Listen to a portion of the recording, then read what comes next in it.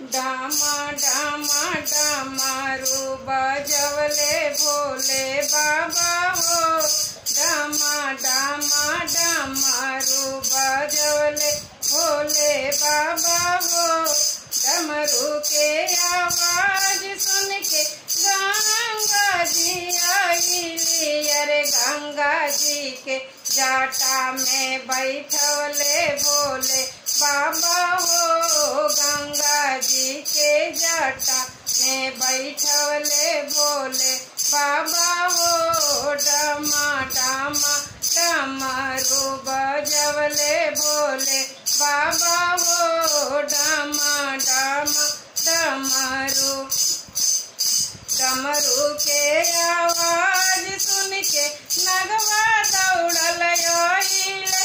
अरे नगवा दौड़ल आइले। अरे नागवा के माला बाबा नवले भोले बाबा हो। नागवा के मालावा बनवले भोले बाबा हो। डामा डामा डामा रू बजवले भोले बाबा हो। डामा डामा डमरू डमरू के आवाज सुन के बिछुआ दौड़ल आइले। अरे बिछुआ दौड़ल आइले। अरे बिछुआ का कुंडल बनवले भोले बाबा हो। बिछुआ के कुंडल बनवले भोले बाबा हो।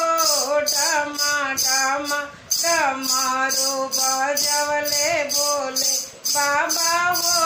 डमा डामा डमरू डमरू के आवाज सुने बसहा दौड़ल आइले। अरे बसहा दौड़ल आइले। अरे बसहा के कारवा बनवले भोले बाबा हो।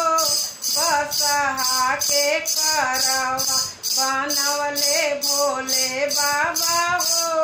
डमा डामा डमरू बजवले भोले बाबा हो।